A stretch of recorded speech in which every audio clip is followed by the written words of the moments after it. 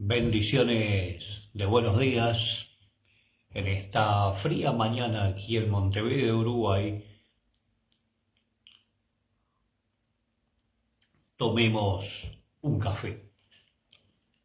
Hoy quiero hablar de ruinas, de cimientos, de portillos. Porque dice ahí en Isaías capítulo 58, verso 12, y los tuyos edificarán las ruinas antiguas, los cimientos de generación en generación levantarás, y serás llamado reparador de portillos, restaurador de calzadas para habitar. En los tiempos bíblicos, los portillos eran grietas que se abrían en las columnas que estaban en las puertas de la ciudad. Eso sucedía cuando el enemigo venía y atacaba la ciudad y hacía escarnio. Eran huecos, agujeros grandes donde podía pasar una persona y entrar cómodamente, pero no podía entrar ni su caballo ni otras cosas. Ahora, la conocida historia de Nehemías, que casi todos conocemos, nos relata de la inconformidad que tenía él al enterarse de la condición de Jerusalén y de la condición del templo de Jerusalén. Todos sabemos que Nehemías consulta con el rey y salió encontró y salió con otros jóvenes a edificar. Y edificaron y edificaron. Todo el capítulo 3 del libro de Nehemías habla sobre ese trabajo y de cómo un montón de individuos, un montón de personas que no tenían nada que ver entre sí, cooperaron y realizaron el trabajo juntos, pero coordinados y dirigidos por Nehemías. ¿Y que edificaron? La puerta de las ovejas. El trabajo se escribe ahí en referencia a las puertas del muro. Las puertas eran la entrada crítica y los puntos de salida de la ciudad y los lugares con más probabilidades de ver un ataque enemigo. Por eso eran las puertas. Por lo tanto, el trabajo empezó en cada puerta y avanzó a partir de ahí, porque, entendamos, siempre se comienza por un lugar. No podés comenzar en varios lugares a la vez. La puerta de las ovejas fue llamada así, porque era la puerta donde los pastores traían a sus rebaños a vender. Hasta hace algunos años esa misma puerta estuvo siendo usada para este mismo propósito en Jerusalén, hace años. Más adelante continuaron construyendo las otras puertas y las otras áreas del muro devastadas por los ataques del enemigo. Ahora vemos en Nehemías capítulo 4, verso 7, que dice: pero aconteció que oyendo Sanbalat y Tobías y los rabes, los amonitas y los de Asdod, que los muros de Jerusalén eran reparados, porque ya los portillos comenzaban a ser cerrados, se encolerizaron mucho. Siempre, y recuerda esto, siempre que un hombre o una mujer de Dios se levantan a reparar y a levantar las ruinas de algún lugar, el enemigo se levanta enojado. Pero recuerda esto también, que como representantes de Jesucristo hemos sido llamados y designados para reparar la brecha que hay. Aunque deseamos ver a nuestra nación sana, debemos reconocer nuestras circunstancias actuales. Hoy hay una gran brecha alrededor nuestro, en nuestra ciudad, en nuestro país. Nos hemos convertido en una sociedad desordenada, una sociedad completamente en desorden, eliminando a Dios de todos los aspectos de nuestra vida. Escuelas, negocios, medios de comunicación, gobierno e incluso alguna de las iglesias. Se le ha dado la espalda al Dios viviente y lo hemos provocado a ira. Por lo tanto, debe ejecutar el juicio. Sin embargo, con sinceridad clamamos a Dios el nombre de tu nación, de nuestra nación, para que detenga su mano y nos restaure a Él.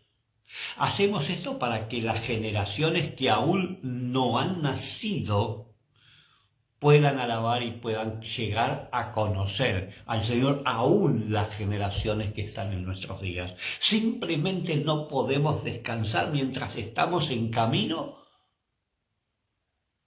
hacia la autodestrucción. Segunda de Reyes, capítulo 12, verso 2 al 5. Dice, y Joás hizo lo recto ante los ojos de Jehová todo el tiempo que le dirigió el sacerdote Joiada. Con todo eso, los lugares altos no se quitaron, porque el pueblo aún sacrificaba y quemaba incienso en los lugares altos, y Joás dijo a los sacerdotes,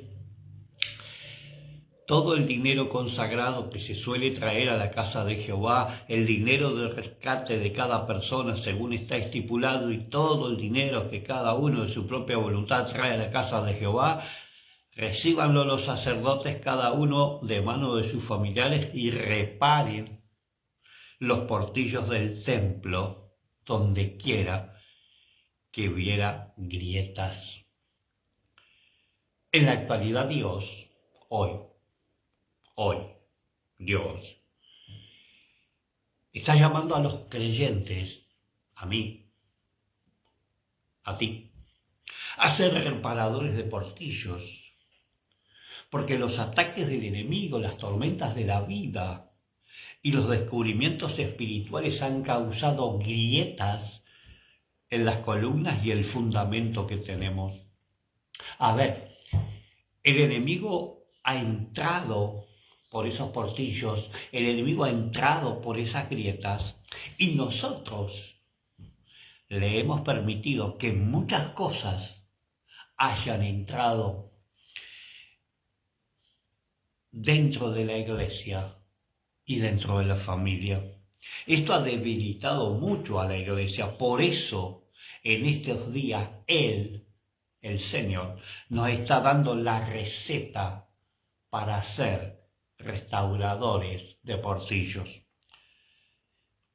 Si vemos en Isaías 58, la situación, la condición del pueblo, era que ayunaban y buscaban de Dios, pero no estaban viviendo una vida santa y se quejaban.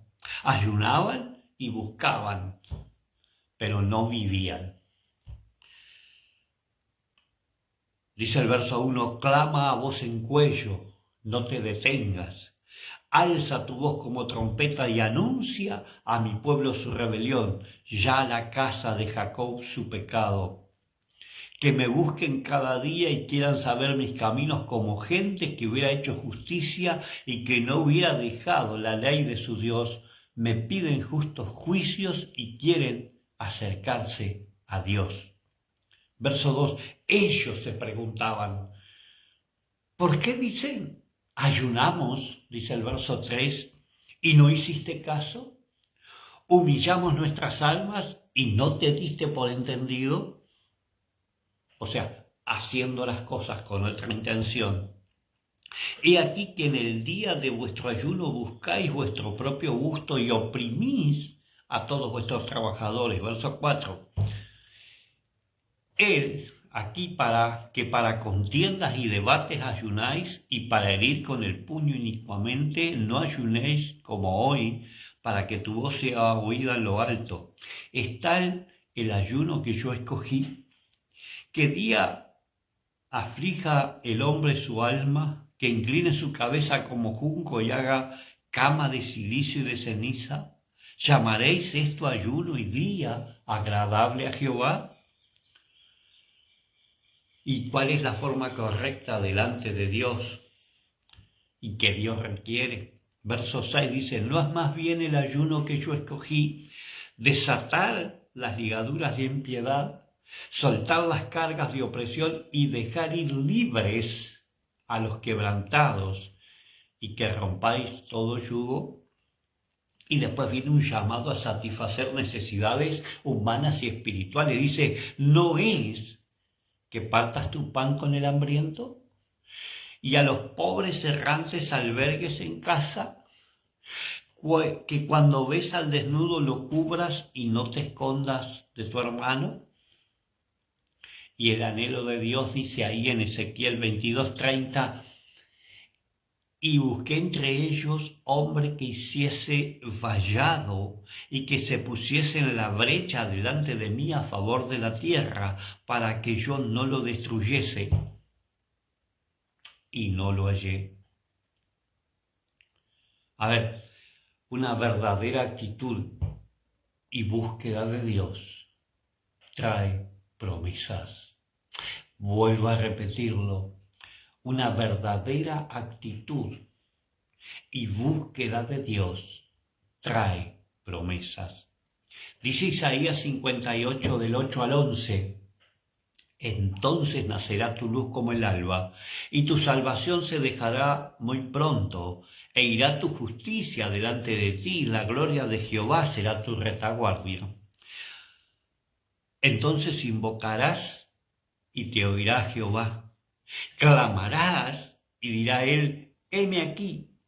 Si quitares de en medio de ti el yugo, el dedo amenazador y el hablar vanidad, y si dieres tu pan al hambriento y saciares al alma afligida, en las tinieblas nacerá tu luz, y tu oscuridad será como el mediodía. Jehová te pastoreará siempre, y en las secuelas tu alma, y dará vigor a tus huesos, y serás como huerto de riego, y como manantial de aguas, cuyas aguas nunca faltan.